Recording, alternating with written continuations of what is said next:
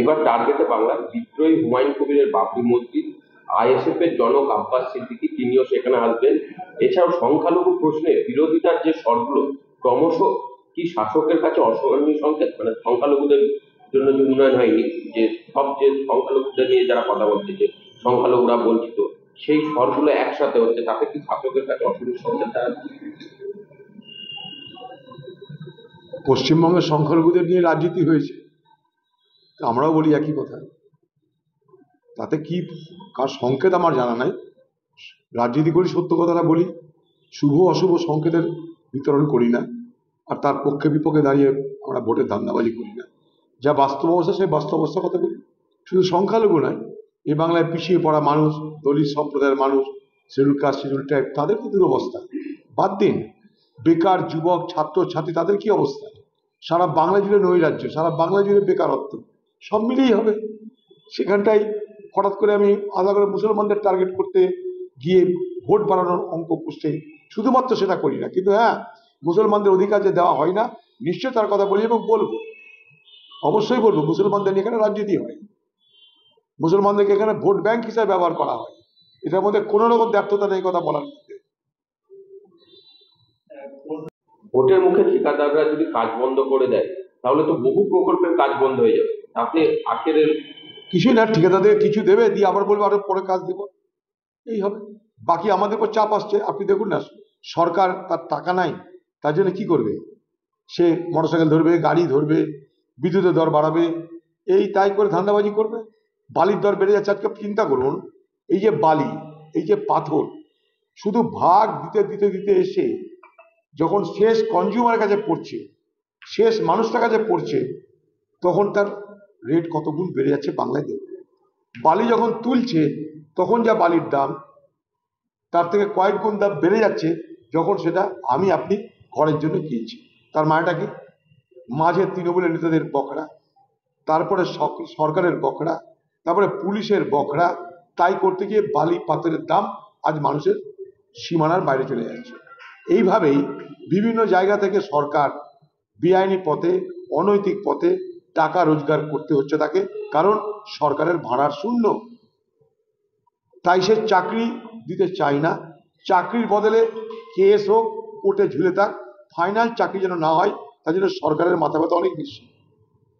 যারা চাকরি চাইছে তাদের থেকে সরকারের মাথা ব্যথা অনেক বেশি, যাতে চাকরিটা না হয়। কারণ ভাঁড়ে মা ভবানী পশ্চিমবঙ্গ সরকারের আজকে রাজকোষ 8 লাখ কোটি টাকার উপর তার ঋণের বোঝা।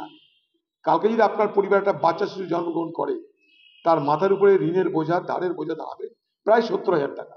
এটা বাংলার আজকের রাজকোষের অবস্থা। রাজ্যে তাও আবার জলের দরে 21 লক্ষ টাকায় গোপনে বিক্রি করে দিলেন রতুয়ার তৃণমূল বিধায়ক সমর মুখার্জির বিরুদ্ধে এমনই বিস্ফোরক অভিযোগ তুলেছে সমবায় সূত্রে খবর। আরে ভাই, তৃণমূল দলে থাকবে, কোনো কৃতিত্ব থাকবে তা তো হয় না। তৃণমূল দলে কৃতিত্ব অর্জন এগুলো তো জায়গা, তাই জন্য তৃণমূল পারে এগুলো। সমবায়ের জমি, আপনার জমি, আমার জমি, রাতে ঘুমিয়ে যে সকালে আপনার জমি বেদখল হয়ে যেতে পারে, এসব বাংলায় চলছে এবং খুব দ্রুত বেগে চলছে। আপনি যে কোনো বিএলআর অফিসে যান, প্রত্যেক কটা বিএলআর অফিস এই লুটের সঙ্গে জড়িত।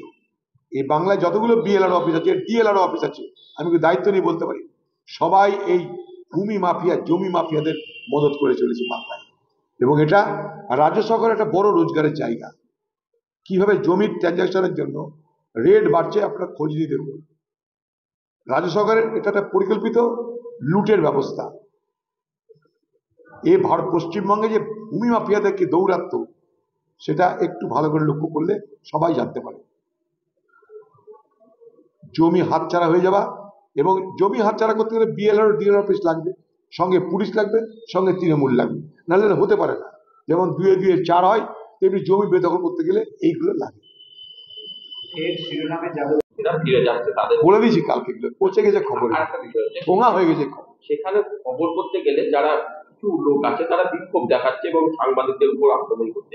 এই দালালরা বলছে কেন্দ্র সরকার, তাহলে কি এরাই বাংলাদেশের রাখার জন্য এই দালালি করতো বা এই কারা? মানে কিছু লোক বিক্ষোভ দেখাচ্ছে। বর্ডারেও দালালি আছে, দালাল ছাড়া বর্ডার চলে কি করে? দালালে ভর্তি বর্ডার, দালাল ভর্তি, সব বর্ডারই দালাল আছে। দালালিটা পশ্চিমবঙ্গের কাজের মধ্যে পড়ে। সুন্দরবন থেকে কুচবিহার পর্যন্ত দালাল তো আছে। আমি তো এর আগে একটা আর্টিকেলও লিখেছিলাম ইন্ডিয়ান এক্সপ্রেসে, যে আপনি যদি মনে করেন আপনি পশ্চিমবঙ্গে বসে ব্রেকফাস্ট করবেন, করতে পারেন। যদি মনে করেন ব্রেকফাস্ট করার পর দুপুরের লাঞ্চ আপনি বাংলাদেশে গিয়ে করবেন, তা করতে পারেন। আবার যদি মনে করেন অনেক হলো বাংলাদেশে খেয়ে এবার যাই ভারত পশ্চিমবঙ্গে গিয়ে একটু লাইট খাবার খাবো বাটা মাছের জন্য, আবার আপনাকে রাত্রের মধ্যে বাংলাদেশ থেকে কলকাতায় পৌঁছে দেওয়া যেতে পারে। এটা হচ্ছে পশ্চিমবঙ্গের আজকে বর্ডারের অবস্থা। টোটাল পোরাস বর্ডার, শতছিদ্র বর্ডার, এগুলো আর পার তার কারবার করে দালালরা। আর দালালিটা একটা ব্যবসা, তাদেরকে আমি দোষ দিলাম, ব্যবসা তারা করবি বা কি? সরাসরি ডাকাতি না করে মানুষের উপকার করে পয়সা কামাচ্ছে, তার থেকে কি হয় ভালো, ফর্মাল ট্রেড করে দাও, এপার ওপারে লুকোচুরি না করে খাড়াখাড়ি করে দাও, যে হ্যাঁ ভাই বিজনেস করো, বর্ডার খুলে দাও, বিভিন্ন বর্ডারের চেকপোস্টে লোক রাখো, ফর্মাল ব্যবসা হোক, দু দেশের রোজগার হবে, আর নাহলে বন্ধ করে দাও। বাংলাদেশ থেকে যখন চিকিৎসা করতে গিয়ে দিয়ে দেওয়া হতো, এই মহিলাকে হাসপাতালে ভর্তি করতে হচ্ছে, কাজের চাপ হলো। জানি না কিসের কাজের চাপ, যারা অসুস্থ হচ্ছে তারা বলতে পারবে কাজের চাপের কথা। কাজের চাপ হলে রিলিজ করে দেওয়া দরকার তাদেরকে। পশ্চিমবঙ্গ সরকারের হাতেই তো এসআইআর এর সমস্ত মালিকানা, কর্মচারী তাদের, বিএলও তাদের। যে অসুস্থ হবে তাকে সরিয়ে দেয় দরকার, যে সহ্য করতে পারবে না তাকে সরিয়ে আরেক টাকাও দিয়ে দিলে হয়। যেমন বিএলএ 1, 2 আছে, সেরকম বিএলএতেও আছে। কেউ যদি অসুস্থ হয় তাকে তার বলবে না যে বিএলএ হতে হবে। কেউ যদি অসুস্থতা বোধ করে, কেউ যদি না পারে, কারো যদি জ্বর আসে, জ্বালা আসে, তাহলে তাকে সেই বিএলওকে সরিয়ে দাও, সরিয়ে দিয়ে নতুন বিএলও দাও। রাজ্য সরকারের হাতে তো সবকিছু। রাজ্য সরকার যে অভিযোগটা করছে সেই অভিযোগের জন্য রাজ্য সরকার নিজে দায়ী। তুমি অসুস্থ লোককে দিচ্ছ কেন? তাজা তাজা লোককে দাও। তোমার যদি মনে হয় এখানে একদিকে মোদি স্যার, আরেকদিকে দিদি ম্যাডাম, এই দুজনের এসআরকে নিয়ে এই খেলা চলবে। ভোটার তালিকা সংসদে নিয়ে মোদি স্যার আর দিদি ম্যাডামের এই খেলা চলবে যতদিন পর্যন্ত না ভোট শেষ হবে, ততদিন পর্যন্ত কান ঝালাপালা হবে আমাদের, তারপরে থামবে সব।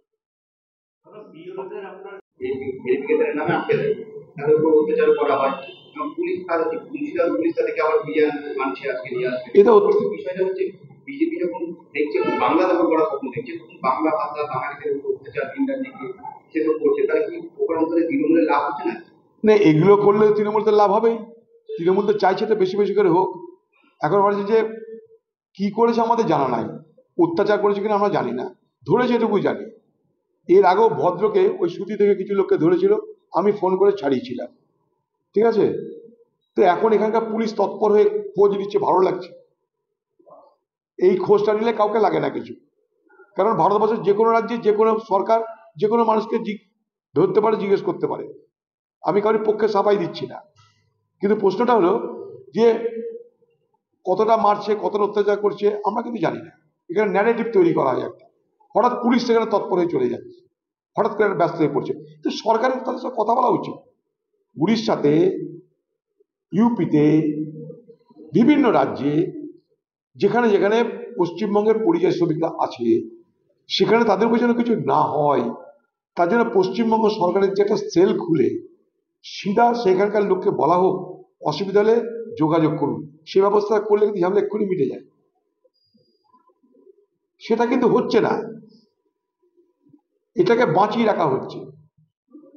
বিজেপি আর তৃণমূলের এই যে লড়াই, এই লড়াইয়ে পরিযায়ী, বাঙালি, অবাঙালি, স্যার, ম্যাডাম এই চলবে এখন।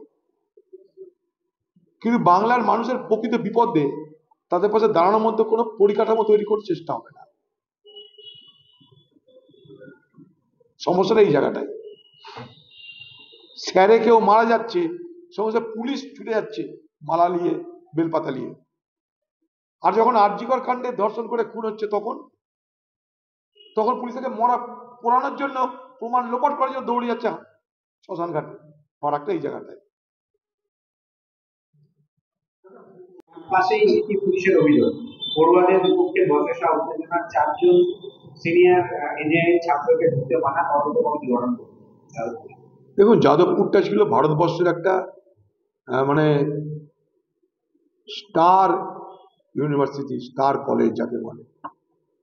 এবারেও ভারতবর্ষের যতগুলো কলেজের শিক্ষা দীক্ষার উপরে সার্ভে হয়েছে, তাতে দেখা যাচ্ছে যে যাদবপুর সেখানটায় প্রথম স্থানে আছে।